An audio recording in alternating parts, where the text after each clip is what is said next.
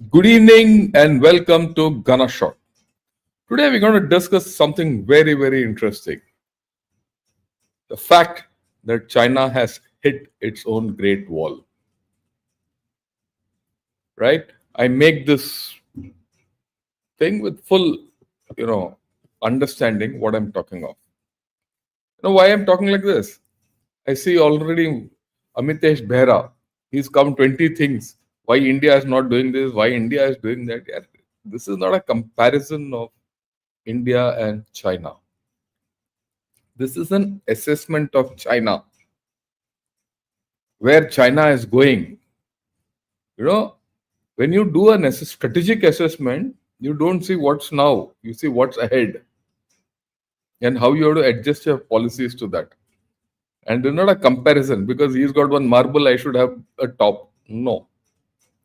We're going to do where China is and where it's going and where it's hit the wall. Right. The interesting part is this graphic is a Chinese graphic. 1 year back, I couldn't have thought of a graphic like this coming in Chinese South China Morning Post. But today it has. It's a shift. It's a shift politically also. But I'll talk of it as we go along. You have to think big. Okay. Now, long back, about 2 years back, I gave this diagram out in which I said, today the focus of China is the first line diplomacy and geopolitics, technology and military. Then this rests on its private sector, consumption, real estate, food security, jobs, infrastructure, exports, and healthcare, which were weak even then. We knew they were going weak. And the bottom foundation was its demography and climate change, which were the weakest. Shaky, nothing has changed. In fact, if there's anything else, another weakness at the foundation level is the political instability. And I'll talk of it towards the end again. Look, this is around 2 sessions where Prime Minister came out and said, look, we are expecting shocks and we are expecting bigger shocks than far bigger shocks. We are not looking at only small things. We are prepared. China is prepared for the big shock. Good. Let's see what China is prepared for the big shock, and we need to make an assessment of it. And that is when I came across this very interesting analysis. Very interesting. Okay. And that's what I'm going to talk of. And then later I'll go and talk of how Michael Pettis sees it. Because Michael Pettis, in my way of looking at it, is one of the best economists who assesses China well. And this article is not what was said in 2 sessions, but what was not said in 2 sessions. Okay. And what are the implications of what was not said in 2 sessions? As a result of it, what everyone has said, I've also I've done a thing out and all that. I found this interesting. So let me go into that. This opinion maker or the writer, she's a lady, Lizzie Lee. I think she's done a tremendous job. Hats off to her. She says, when Xi Jinping met all the private industry captains, what was the larger message which went out? That the China's state-dominated economic model has hit a wall. Okay, it has hit a wall, and it was an admission of failure. That is why this, car hitting the wall. That's how this thing comes out. Okay.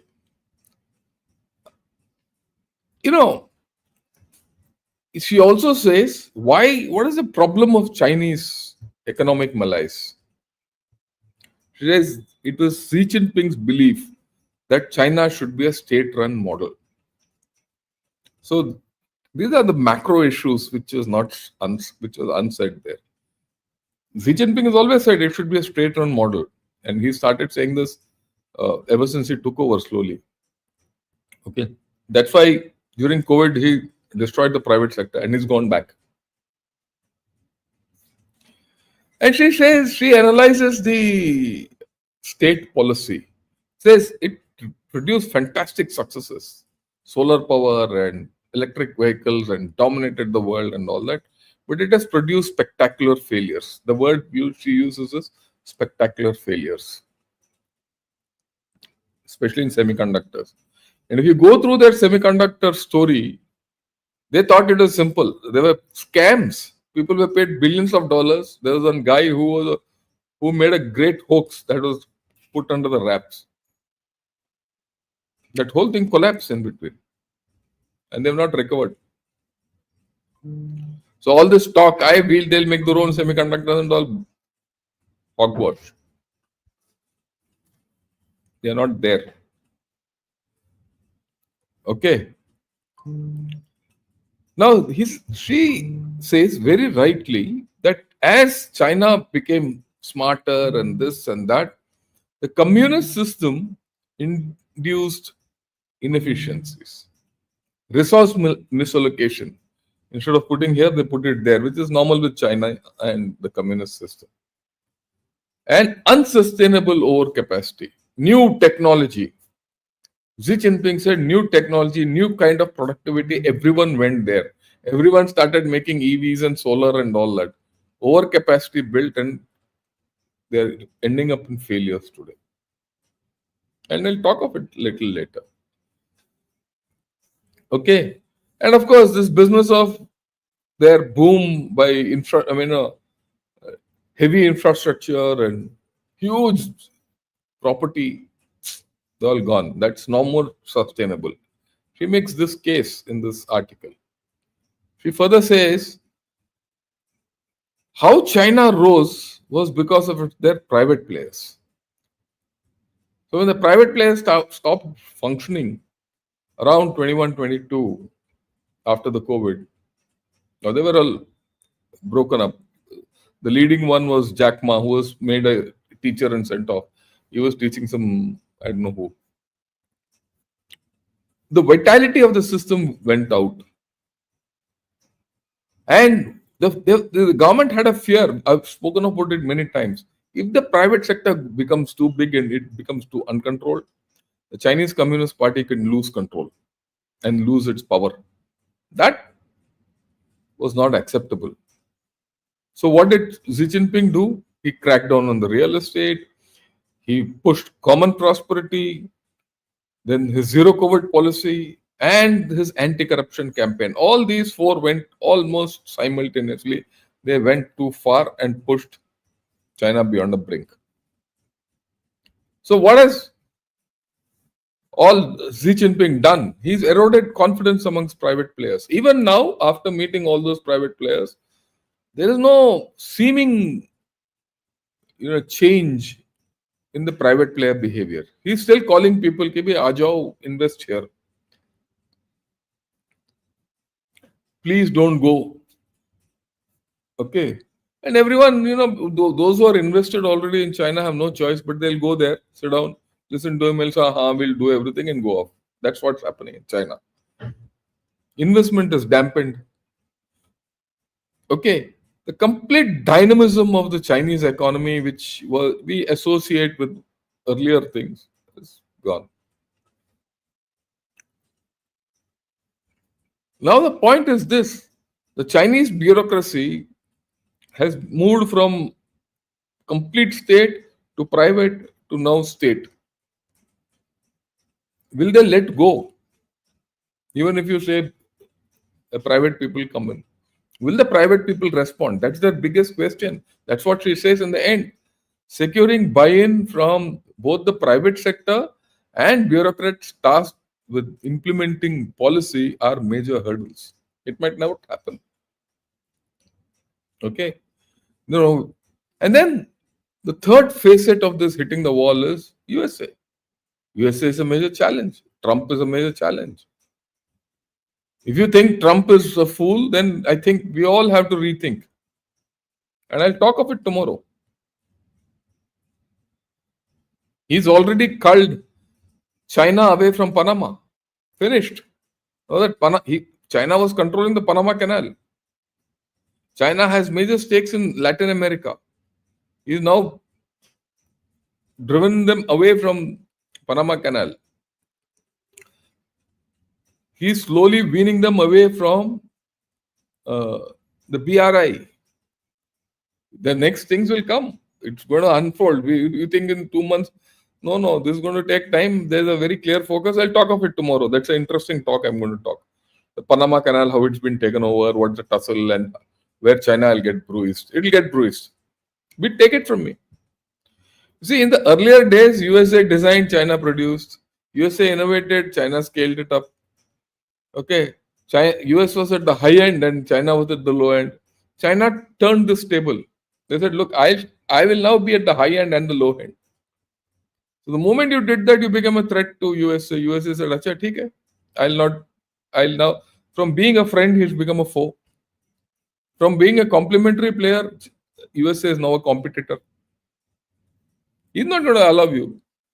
People forget that USA has got so many years of experience. So she says this is not going to run away. That's why she says this has hit a wall. Right. More importantly, such an article couldn't have come 2 years back. That's the point. If such an article had come 2 years back, she would have been purged, this lady. And South China Morning Post would have been kicked out. But today it's coming out. It's not only coming out here, it's coming out in Chinese vernacular media also. Why? Political instability. So now people are speaking. Is it done by some faction of Z? I don't know. It will come out. We'll talk of it. So, all these are taking aim pot shots at Z. Then I found this article in Guancha. He says, has the boom period of Chinese economy passed? It's an examination. Now, this fellow is a complete communist who's Xi Jinping, chela. So he says, no, this is not, the boom is not passed. It's cyclical. It's not, China has not peaked and all that. But it's not a convincing argument. But the mere fact that such questions are coming and being discussed in their vernacular media, hardcore media, I keep going back to this Guancha fellow, indicates to you that there is something fundamentally wrong. Otherwise, why would it happen?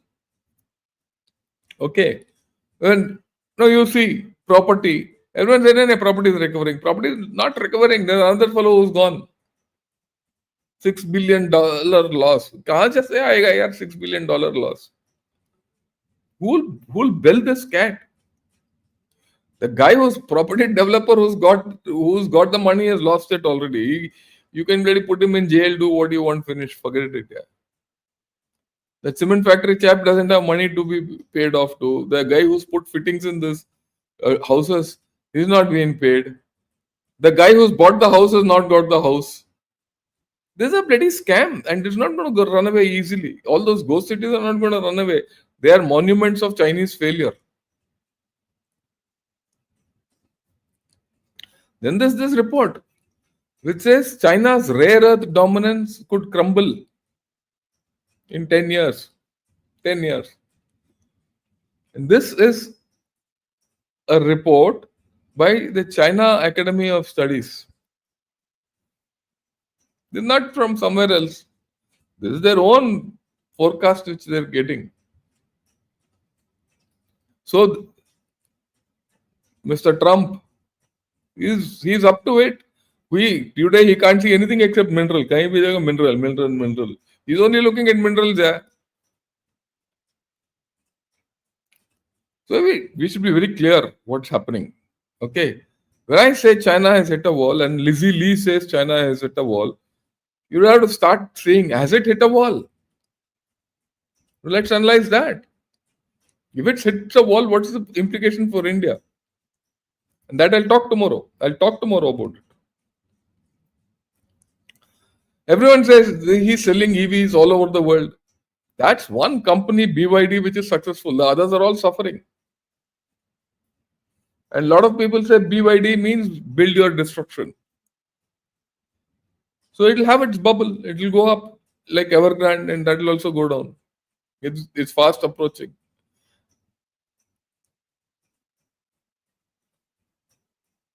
Okay. They're NIO is one of their big players in electric vehicles, and one by one, they're like nine pins they've started following. Okay. So understand what's happening. And then I found this article. Now, this is an article by Michael Pettis, who, South China Morning Post has carried out a series of articles from international, experts on various issues, Chinese outsiders, and asked them where is China heading, what's the problem, all that. A lot of people have given a lot of views, and all the Chinese have naturally given positive views, or they've given this thing, something that it's not collapsing type. I mean, they've chosen people who will say it's not going to collapse. That's fine. Michael Pettis, I think, in my opinion, is one of the best uh, economists who have put China to a T. He's been able to exactly pinpoint what are the problems of China. And I follow him intently. I follow his tweets, I follow everything. And he puts it very simply across. In this article also he explains the paradox of the consumption paradox of China beautifully. So I thought, okay, whatever he said, I'm going to put it in the way I've understood it. And I'm going to address this to Michael. And my message to Michael, look, have a look at what I've said. I've tried to translate what you said into what I've understood and put it in graphic form. You don't agree with it or whatever I've said, fine. Let me know because I would like to be educated. And of course, anytime you could educate us in India about where China's economy is heading, what are the problems and all that, just give me a message back to me and I'll get through to you. But having said that, let's go ahead. Okay.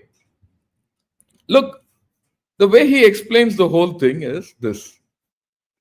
In any country, the say the Chinese GDP, for that matter, it's applicable to any country.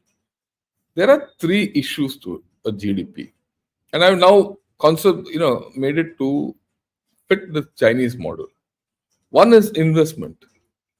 Investment has two things in it: infrastructure and property. Okay. The second part of the GDP is consumption. Two people consume, the households consume, and then the government consumes. The government consumes a hell of a lot.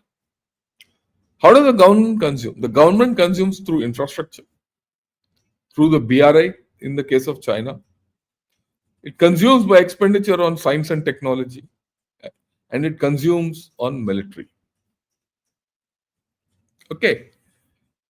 The third part of the Chinese GDP is its manufacturing and trade surplus.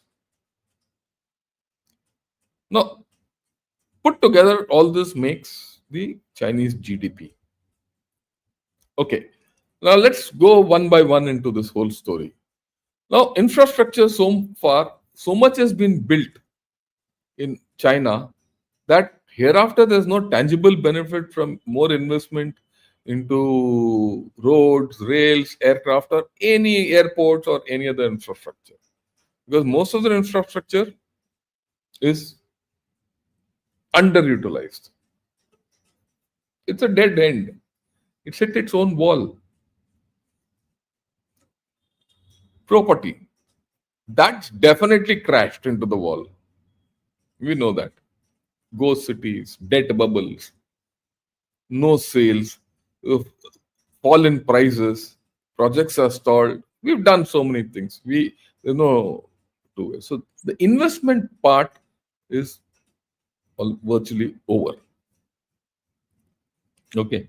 But surprisingly, China is and some parts of China are still continuing with infrastructure.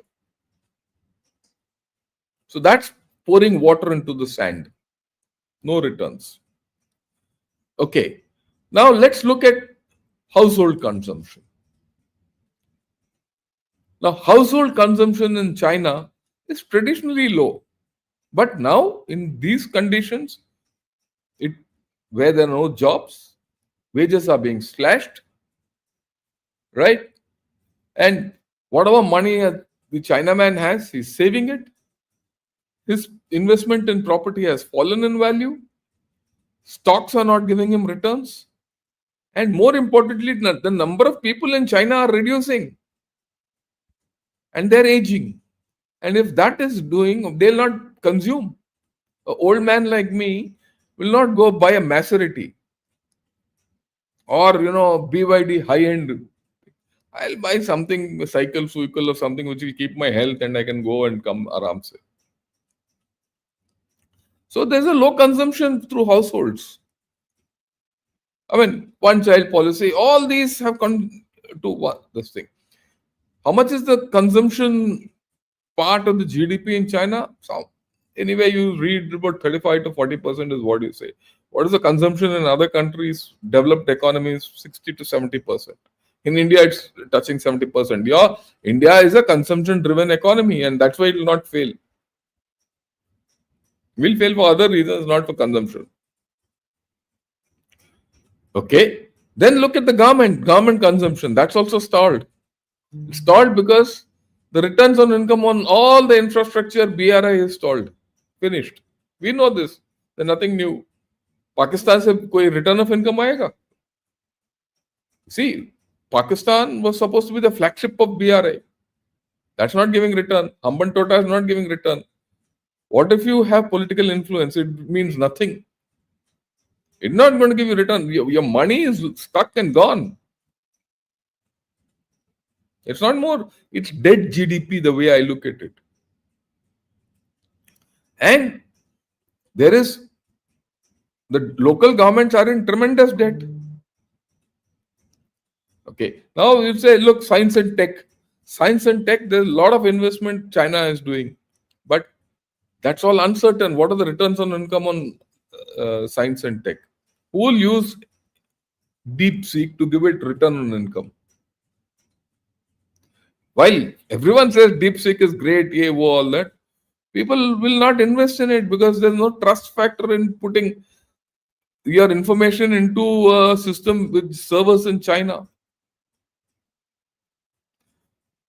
I have not even dared to download the DeepSeek thing. Yeah, some people will, but will it give you that kind of return of income?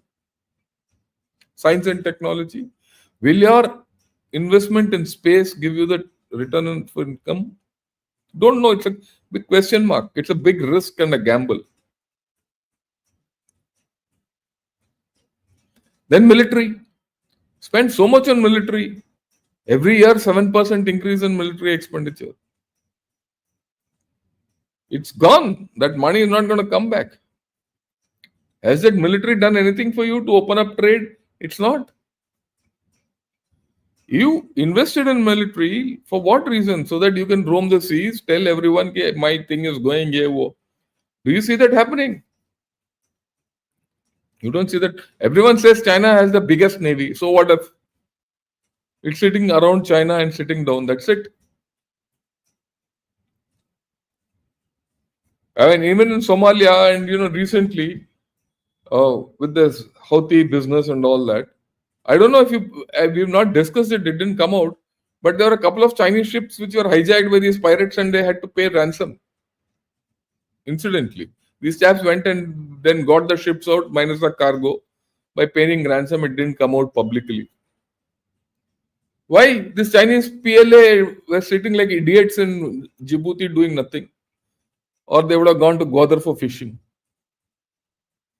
So the military is not giving them returns. It's not facilitating business.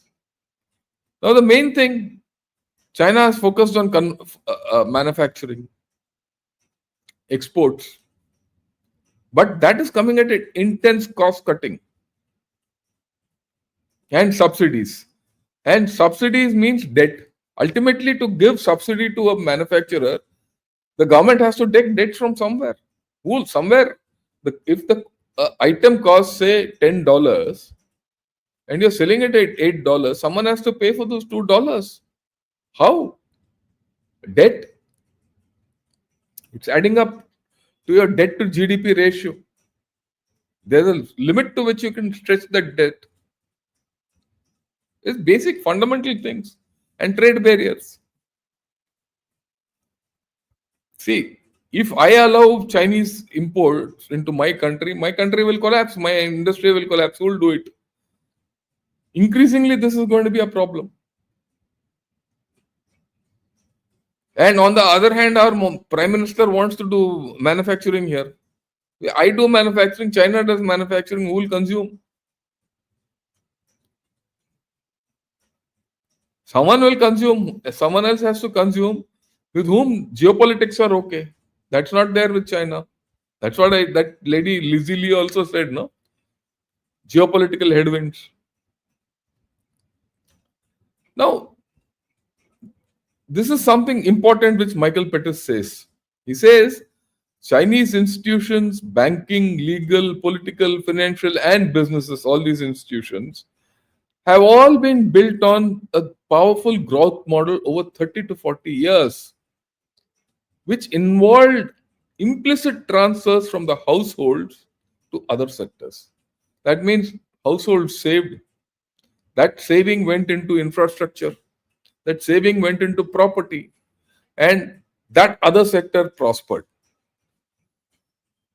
And this includes banks, businesses, local governments, because this entire property, infrastructure, everything, saving and putting in stocks and all that, that stopped. The house, that model doesn't exist. In fact, it's going off. Something new has to come. What's the new model? The Chinese have had traditionally a very high rate of saving. They're still saving money. It's come to a stage where the number of rate cuts in China are astounding. Money is very cheap in China today. They are not encouraging people to save because they have to pay interest. I'm very sure there'll come a day very shortly when the Chinese people will have to pay money to keep their money in the bank. Okay. Then the next thing is, that's what the argument is. Argument is, if China doesn't want further increase in investment in property or infrastructure, it must, and you still want to boost your GDP, look at the top row. You don't want investment to go up. You can't invest there to pump your GDP up. Either consumption has to grow or manufacturing has to grow, or both have to grow. Very simple. Out of these three and the top, ideally all three should grow, but you can't grow it. So consumption has to grow and manufacturing has to grow. Okay. But we know consumption is very weak in China and the domestic demand is poor, but your production is high. So your costs are going down. So deflation. There's more availability. People can't. The costs are going down. So deflation has set in China. That it's not you. Everyone analyzes China as saying there is deflation. Okay. Now there's an imbalance between production and consumption. Now this imbalance between what China produces and what it consumes can be resolved if you have a large trade surplus. That's why China is exporting. Okay, exporting. But that export can be done provided the rest of the world can absorb it. Okay, can the world absorb it? No, it can't absorb it, as we said, because there's a limit to what the world can absorb. So what happens then? You need to rebalance. So what is that rebalancing? You have to ensure more consumption. The government can't consume more, so the households have to consume. That's what the argument is. Rebalancing means that the consumption share of GDP must rise. Okay. Now, if the consumption of the households have to rise, this is where the cash 22 comes in the Chinese system. The incomes of the Chinese must rise so that they can spend. If the incomes have to increase, the wages have to increase. If the wages have to increase, the production costs will increase. If the production costs increase, they are not competitive. The production will go up.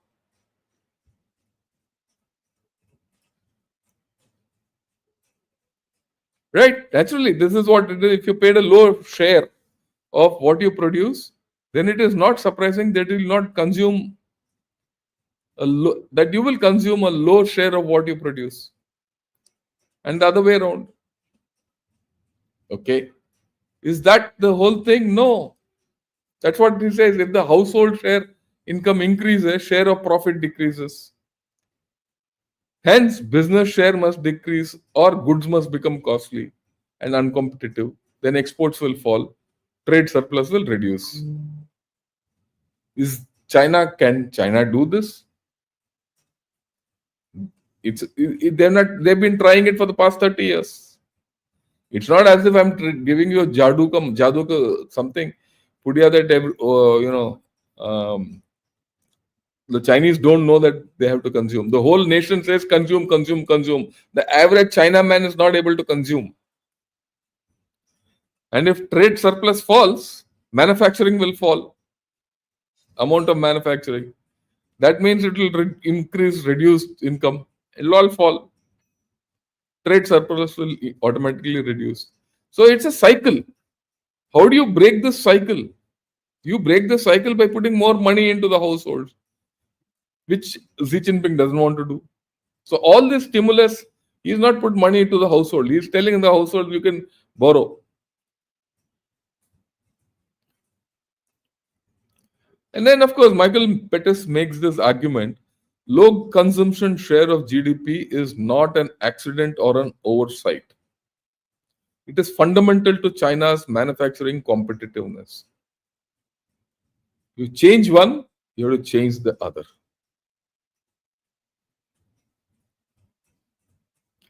If you increase consumption, manufacturing has to go down. Because trade surplus will go down, manufacturing will go down. If your manufacturing capacity goes down, the number of people employed will go down. If the number of employed people will go down, wages will go down. Wages go down, consumption will decrease.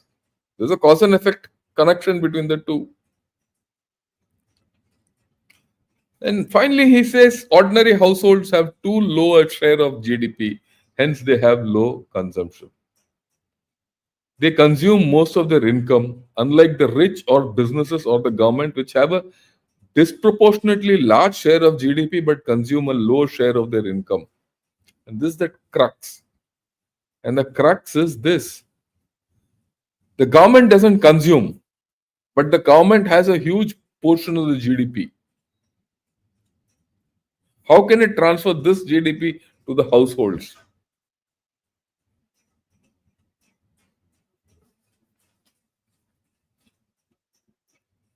Okay. And if that doesn't happen, total consumption in the economy will remain low. Compared to the 140 billion or 1.4 billion as they claim, it might be only 1.2. And in fact, in yesterday, Lay's real talk, she says China has only 300 million. In which case they can't consume only. So the total consumption is going to go down. It will remain down. There's no doubt about it. Okay. And this is what Yi Fuxian. Yi Fuxian is a demographer. He's written some excellent articles on Chinese demography. He's put this tweet out yesterday. He says historically, reforming the income distribution has always been the hardest. If China were to raise household disposable income from the current 44% of GDP to the international normal of 60 to 70%, it would lead to a reduction of the power of the government. This is a new factor he's brought in. If I become rich, I couldn't care about the government. These reforms will be harder than the economic reforms of 78. And this is what exactly Xi Jinping wants to avoid. The day the people become rich, they'll stop bothering about the government. Understand why China has hit a wall. Every communist system comes to a bubble after which it has to burst. And I think Chinese communist system has come to that burst. And he says, this is in reply. What does Michael Pettis say? He says that there's a key point which Yi Fuxian has raised. Raising household share is just the flip side of reducing business or government share. That's what I told you. You raise one, the other has to go down. It's not easy to lift the whole GDP up. And for that, the government has to allow transfer of wealth from itself to the people. If the people in China become rich, the government is irrelevant. Xi Jinping can go home. Then he goes on to compare what happened in Japan. It's a very nice comparison. What is this? He says in 1990s, Japan had 17% of the global economy. China today has approximately the same. But 20 years later, the Japanese share fell to 7%. Will something similar happen to China? What will happen? You start now, and the next 20 years, if it goes down to 7%, what happens to China with its lower demography? Thank you. And then he says, look, when Japan did this, their GDP numbers look terrible.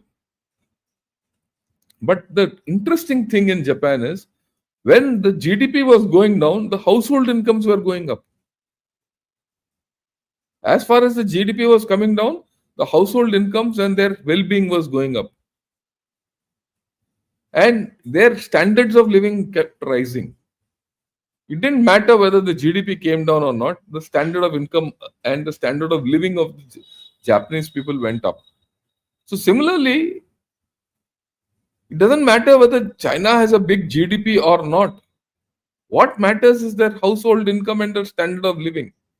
Is that going up? In China, it's going down. I can see some Chinese fellows who are talking. But they will defend. They will come here to troll. I'm thankful they have come here to troll because I'm showing them a mirror as to what's going to happen to them. They'll not agree with me. That's also, I couldn't care a damn. And then Bloomberg has come out, which again Michael Pettis has put out. Profits in China's industrial firms have fallen by 0.3% in the first 2 months compared to the same period last year. Now, Bloomberg had forecast 9% increase. Why 9% increase, Chodo? It has gone down. Forget 9%, yeah. You've gone down. That's where it is. And he says, it doesn't matter whether, how Bloomberg did it. I mean, he was surprised at how Bloomberg had forecast 9% increase. He must have forecast because some Chinese would have said, "Yaar, forecast karo. If you forecast 9%, someone will buy my shares." Or something like that. Some poodle faking would have happened. But I'm not bothered about that. The second part. I mean, he's taught economics in Tsinghua University for a long time. I think he's still in, Michael Pettis is still in China, though he writes a lot for Carnegie also. Okay. He says, I often speak to former students who run businesses in China, and they were all complaining of weak demand and falling revenues. Look, please understand this tweet is of March 27th. Come, day before yesterday.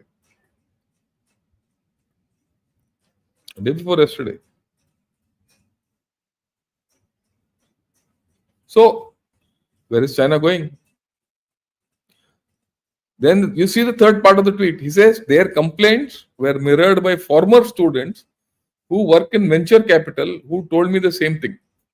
No demand, falling revenue. When growth in supply outstrips growth in demand, supply is what you can put into the market and demand is what you can consume. It's hard to imagine that businesses have pricing power. So they don't have pricing power.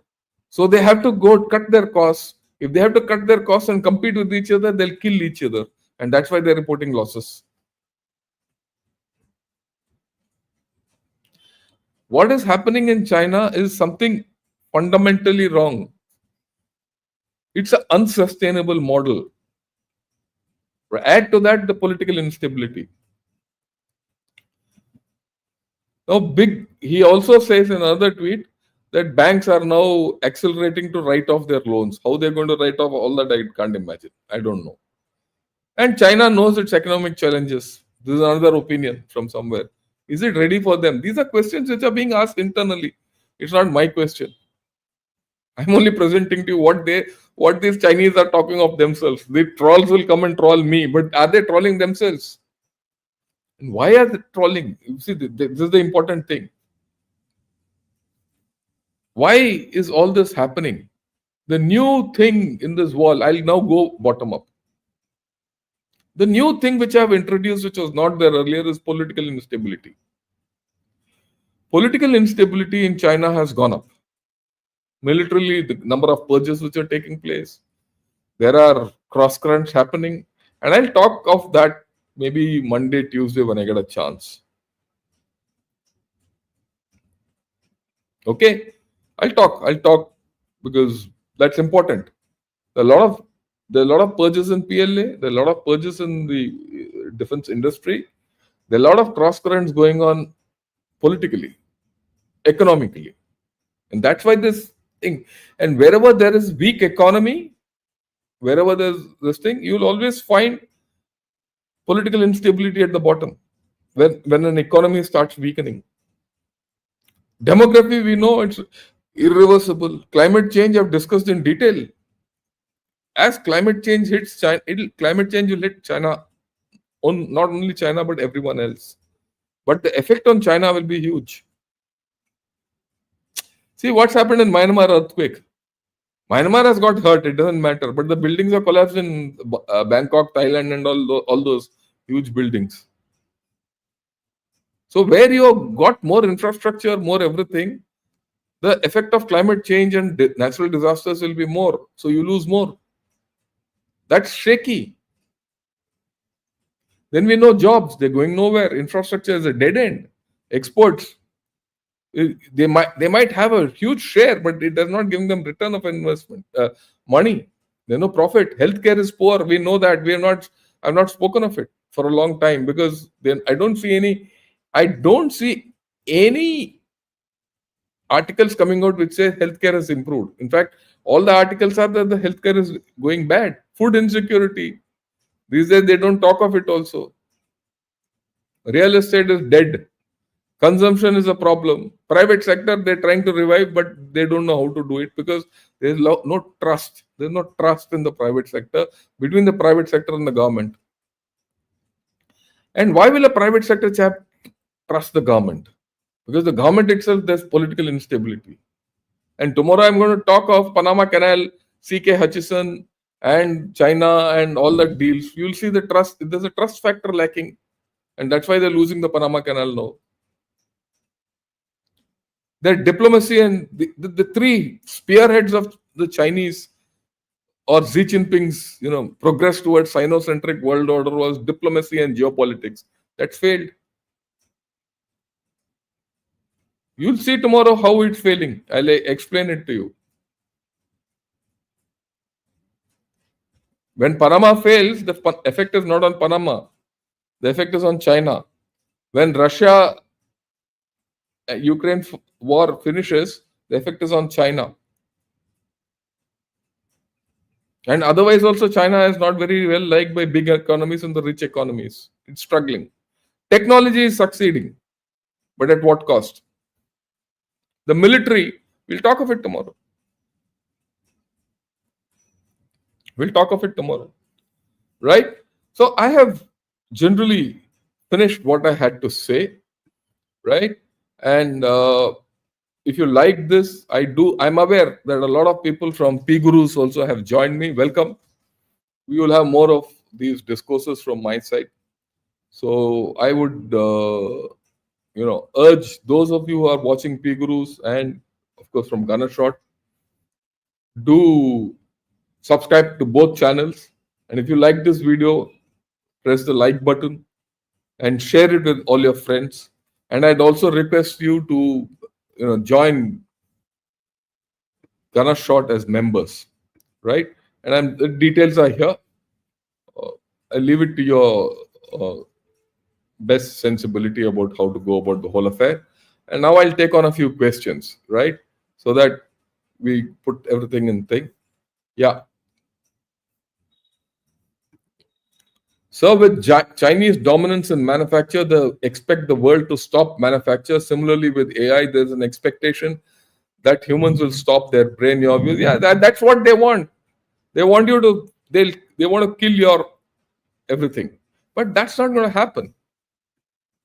And that's the problem which China is going to face, and it has to be alive to the whole situation. Okay, there's no doubt on that. On that, I have not had a doubt at all. Yeah. Now, as I was watching Lee's Real Talk YouTube channel, she was telling the real population is around 4 million. What do your sources say? I don't think she's right. But the fact is, the population is declining, and the demography, if it goes down, the consumption will go down. As simple as that. If they're going to consume less, you can't produce more. And if you produce more, no one is going to buy it. So that it's a collapse which is going to happen in slow motion.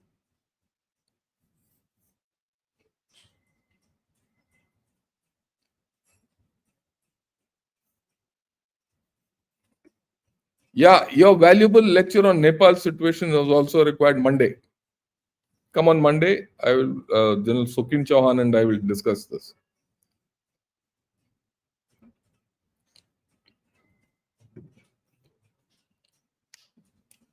Oh, forget it, Krishna Kushor. This is excellent analysis, a web of factors, well connected and explained in simple language. Thank you. Thanks a lot. Thanks for watching this.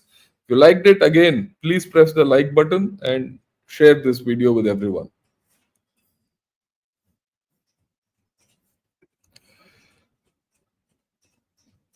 Okay.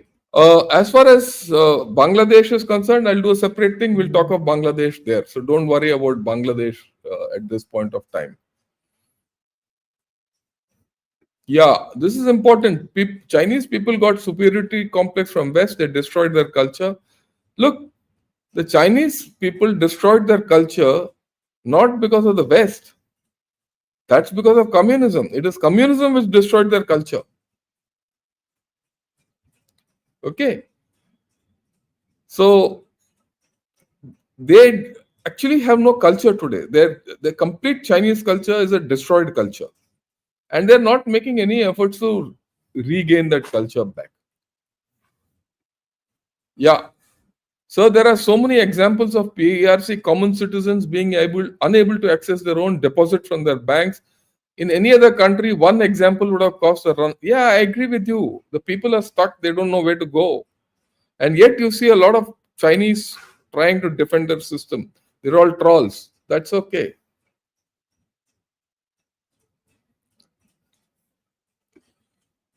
Thanks a lot, Rajinder.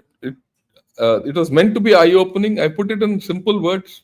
And I must thank Michael Pettis for all this.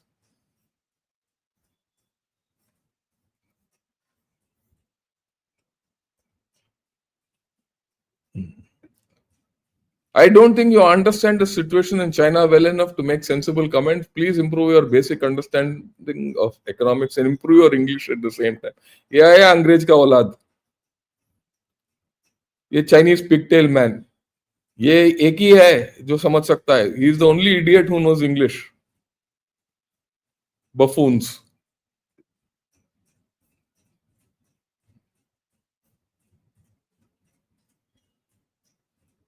Yeah, this is a very good comment. Just guys, just imagine Chinese did slavery for 40 years. In return, they got their demographic destroyed in three till and lost. Yeah, I agree with you.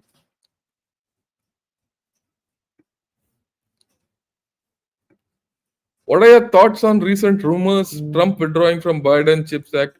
We'll talk of Trump tomorrow. Don't wait. What is your opinion about the claim that they have circumvented the SWIFT system? They might have. They might have. After all, SWIFT system is a payment system. But how many people will trade in UN? How many people will go for that? Trust. The fundamental thing, why I go for a particular... Okay, let me ask you this fundamental question. Where will you keep your money? Will you keep it with a,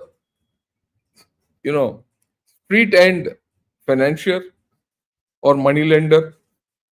Or will you give it in a cooperative bank with high return, which they give small banks, run by some shady guys?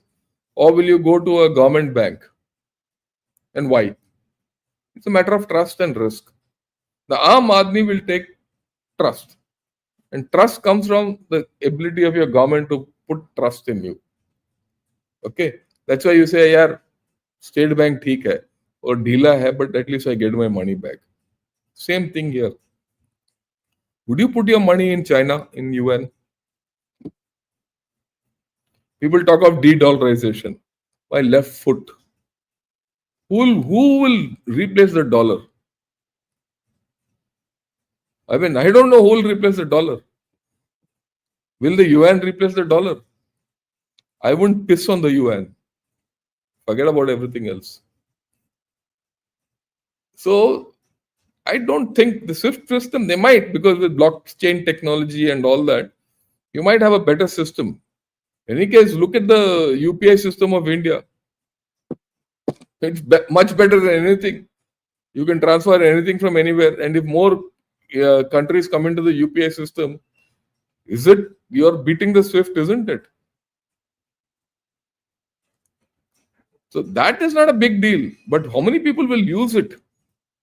When when the UPI came, how many people used UPI? I never knew.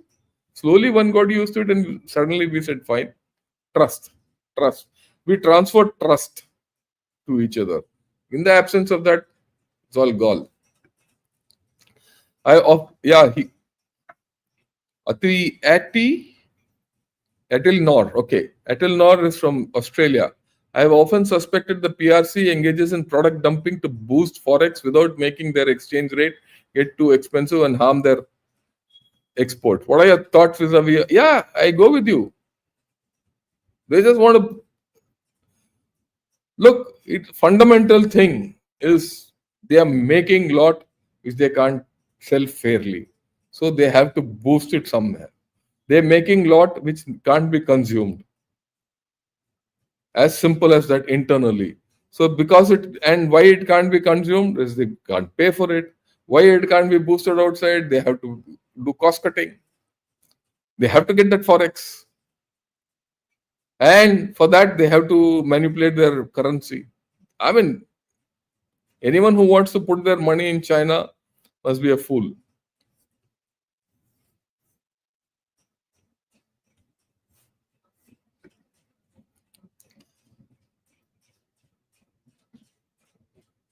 Understand China's population is around 400 to 600 million with nearly 200 million deaths during COVID. So no domestic market.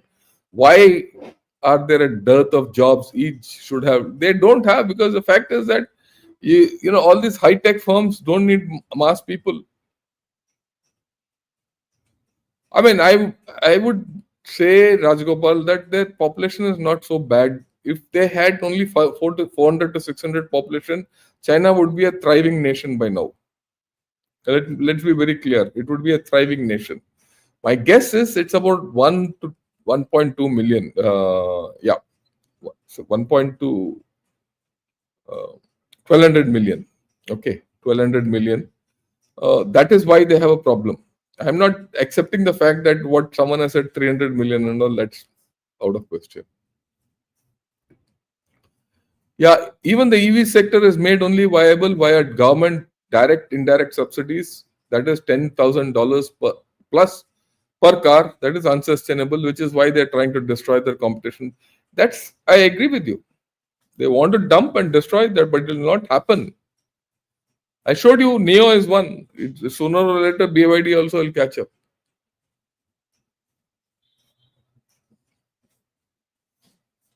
Okay, so in all your projected, China is falling from 2015 till 2025. They've added 8 trillion to their GDP. That's what they say, and you believe it. I don't believe this, Darvesh. In fact, as per Rhodium Group, China's GDP has contracted. China's GDP is nowhere near 17, 18 trillion dollars, which they have claimed. I have no doubt about it. I don't think it has exceeded 10 to 11 trillion dollars. As simple as that.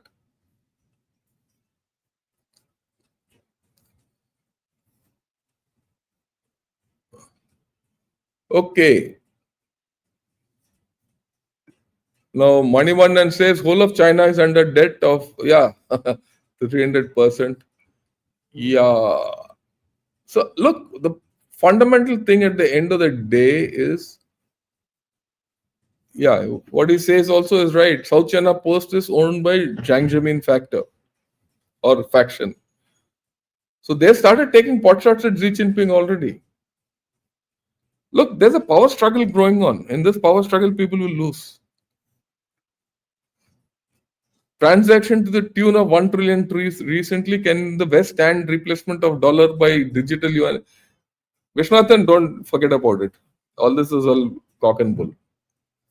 All this you must understand is hype propaganda, which Chinese are good at. Okay. Now let me see, go back to the end and see if there's anything else. Right. Okay. I don't see any. Where's yeah? What are the Confucius institutes world over all about? They are to produce propaganda, Chinese propaganda, that China and establish the Chinese Sinocentric world order. In any case, that's flopped. No one talks of Confucius in institutes anymore.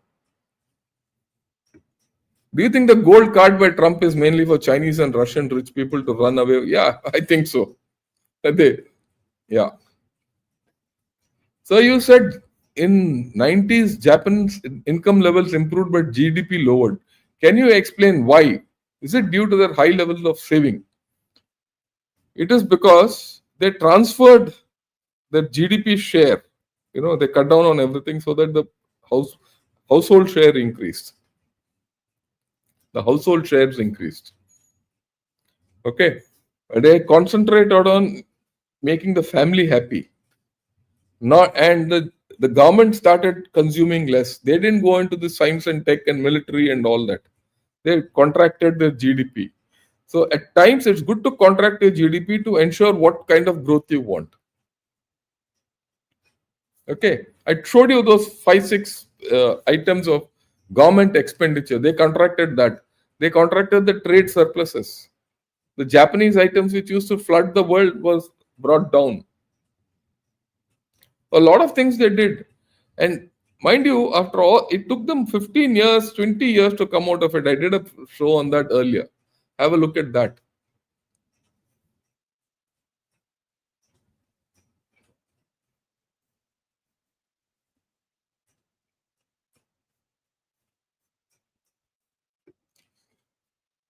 Chinese are jumping the gun by making statements that direct flights will be started to India tomorrow.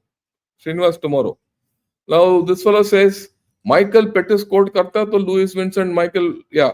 Incidentally, I'm getting Michael Beckley to speak on us on China. So just be patient. Okay.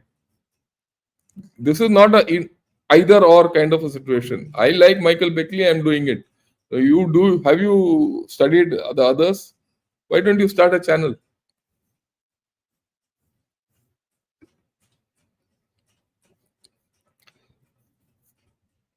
CCP's unspoken contract with PRC people was for them to trade their freedom for prosperity. Now they're left with neither. I agree with you. Okay. I think, yeah, we finished all the questions. Will the power struggle in China at the topmost level derail China's economic, military, and technology growth? Definitely. Is this power struggle very different from compared to power struggles in the past in China? Not much. Whenever there's been a power struggle in China, China has collapsed, and this is there. You see the power struggle which went on, um, 20 around the time 20 no, no 30 35. There was a huge power struggle between the nationalists and the communists. China went down badly. Then when Mao died, there was a power struggle. China went down badly again. This is the third time after Mao died, and then Xi Jinping came. There was no power struggle really after that, and they've gone up. Now there's a returning. When the last dynasty, Ming dynasty, collapsed, and the four warlord system came into play, the Chinese economy collapsed then also. So if you go across, you see that there is a problem, and this power struggle will happen. I'll tell you why. It will happen because Xi Jinping has not nominated a successor. If you not nominated a successor and you ruled for 15 years, there will be a power struggle. There's no democracy. Who will take over? If there's a power struggle and five factions thing, plus your economy is weakening, the economy is weakening is a foregone conclusion. Something bad will happen. It's a matter of time. Just watch. And that's what I've been saying. And my estimate and my forecast is 2030. 2030 plus minus 2 years, you'll see something significant happening. Yeah, we really appreciate the presentations. Chinese criminal acts on the African continent are vastly, vastly underestimated. I agree with you completely. Yeah. Ram Sharda says, interesting podcast. Thanks a lot. Again, request everyone, please send this to everyone and recommend it to be seen. Put your comments, put your thumbs up. That's the thing. Opening direct flight from India to China. We'll talk of this. This is actually a very interesting thing. Let me kill it. You see, the problem with India-China flights, if it is one-to-one, that's okay. You fly one flight that side, the Chinese operate one flight from there, it's okay. But when you open up the flights, they say, I will put 5 flights daily to India. And India can't put 5 flights daily to China. We suffer. If it is one-to-one, 50-50, I'm okay with it. It's okay. Anyway, there's some thaw happening and some trade is likely to resume. And tomorrow, I will explain that in detail. Thaw, what's happening, how Chinese are looking at it, how do we take care. We'll talk of it practically. Right? So that's all I have to say today. Thanks a lot again from those of you on P Guru's 2 channel who are attending and on Gana Shot. Join me tomorrow in the open hour. In the open hour tomorrow, I'm going to cover 3 topics. The first topic is about narratives and how India should deal with narratives. So it's a new topic I'm catching. Why are we not cashing in on the narratives which we can? And how the world looks at India, and how we should start looking at the world, how our narrative warfare has to change. That's the thing I'm going to talk of tomorrow. Then I'm going to talk of the Panama Canal and how China is being forced, arm twisted into the Panama Canal, right? And then I'm going to talk of the India-China thaw, which is on the horizon, and how we need to behave and act accordingly. So tomorrow evening, plus all your questions, open our questions, I'll take on tomorrow. Till then, thank you, good evening, and Jai Hind to all of you.